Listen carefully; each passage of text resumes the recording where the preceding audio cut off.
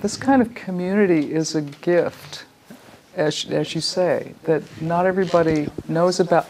I've got one. Oh, okay. It's a gift that not everybody knows about or has access to. But it's a gift to give away. It isn't just for us who are already part of it. It's for people beyond us who don't know about it. And I think that's one of the wonderful things about being able to give it away. When you invite other people into a community like this, you give them a gift, and your own gift grows in the process.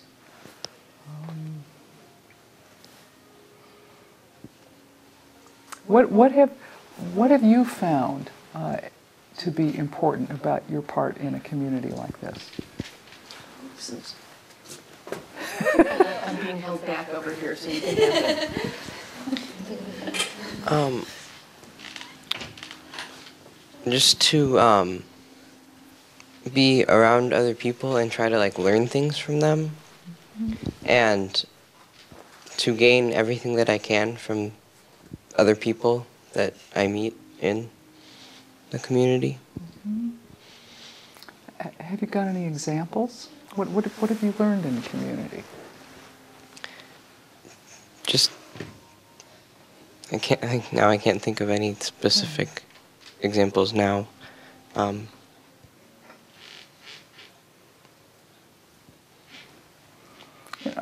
I've always been amazed at different perspectives, different ways that people see the world. And I know that I'm enriched by being able to see the world through a different lens, or from a different angle. Sometimes it's hard because it's so different that it might feel wrong. But usually there's an invitation in the midst of that to stretch, to grow. It's like what we were talking about, the local and the global. It's moving toward a more global understanding. Do you have a question?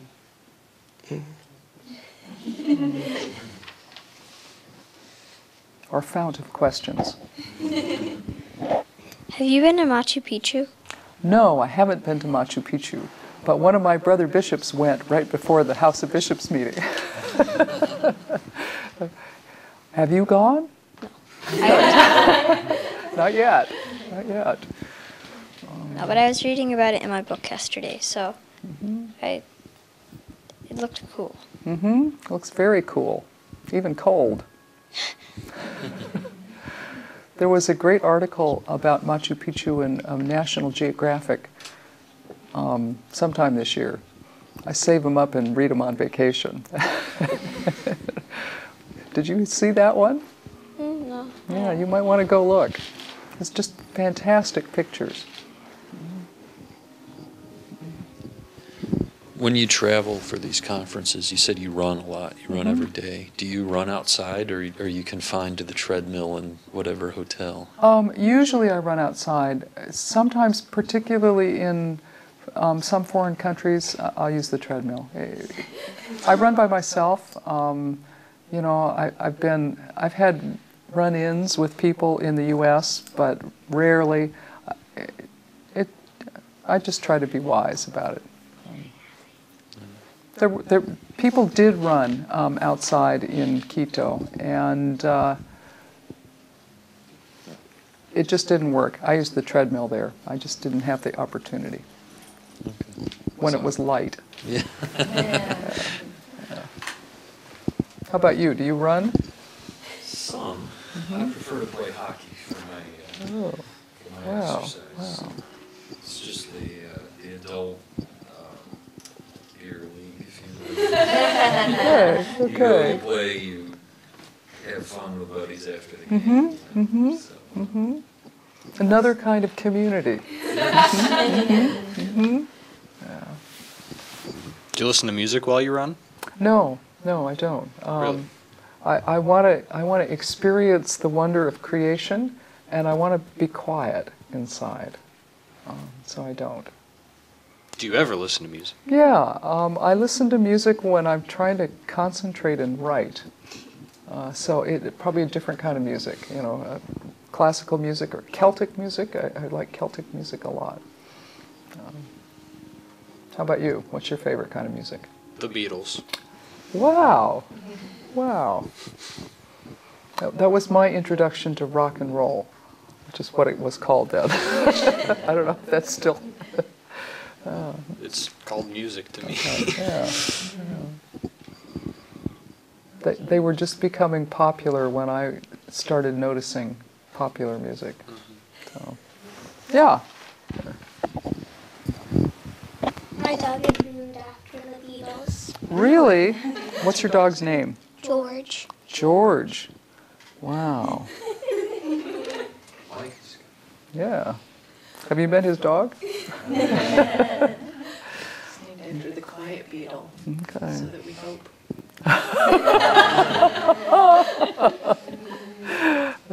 Is your dog quiet? Really?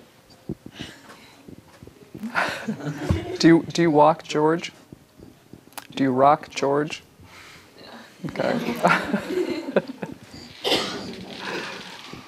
Does George roll? Roll over? Do you teach George tricks? Not yet? I think he's going to have some fine frisbee skills Oh, excellent. one of these days. Marvelous. Here, why don't you walk that over to Jeff? Have you written any books? Yes, I've written several books, probably starting with my PhD thesis about squid. But since then, I've written 3 books since I've been the presiding bishop. They're mostly about mission, about what it means to be God's hands and feet in the world, helping to reconcile the world. You going to write a book? I hope to. Right now I'm only writing stories, little stories. Ghost stories? No. What kind of stories? I don't know. I write a variety of stories. That's marvelous. Well, usually my teacher gives me starters. Like, she gives me, around Thanksgiving time, she gives me some Thanksgiving starters, so then I can write stories about that. Mm-hmm. And then most of the time I come up with stories on my own. So Okay. What are you most thankful for? to be a Christian, Okay. to be alive, Mm-hmm. Mm-hmm. to be able to go to heaven. Mm-hmm. What does heaven look like? I don't know. I read about it in my Bible, and it said it was really cool. It said it was really great. Heaven, sometimes people think heaven is only after you die, but I think Jesus talked a lot about heaven here. And if you look at the way the Bible talks about heavenly things, they're mostly about peace, about a reconciled world, a healed world, where nobody goes hungry, where arguments get resolved without violence, where people aren't afraid, where people can use their gifts in ways that help to build other people up, where everybody enjoys a community like this one. And we all have a part in that. We all can help to build a world like that right here. That's the taste that we get of heaven right here and now.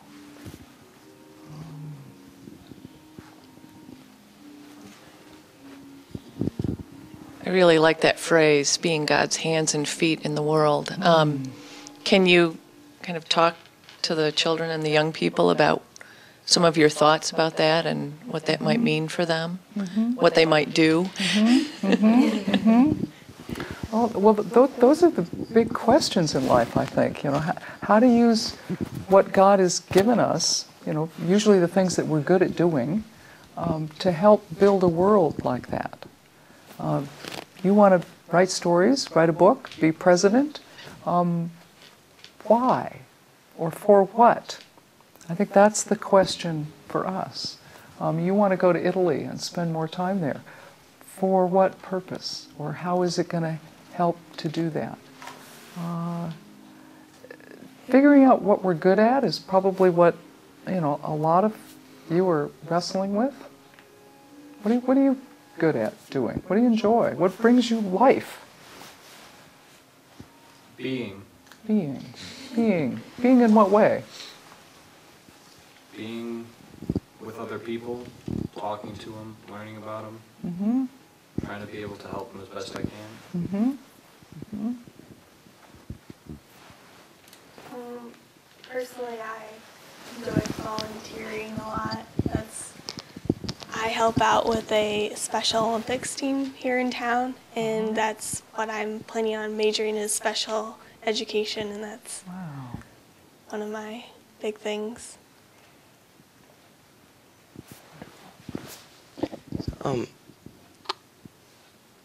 Doing things with other people, like after school extracurricular activities. Like I like drama stuff, like being on stage and giving speeches, and like speech team, and art club. I like making things for other people to enjoy. Okay, fantastic. I guess I like to draw a lot. Yeah. And that's really the only thing that I'm really good at. Okay. So.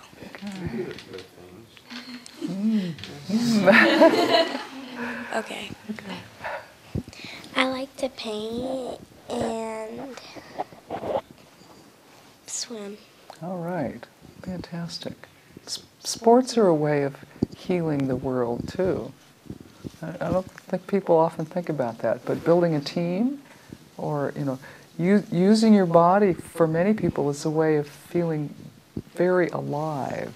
Hockey. Yeah. Reading. That's it. I heard some other things somewhere along the way too. It's great. Like planning things, trying to iron out conflicts before they happen.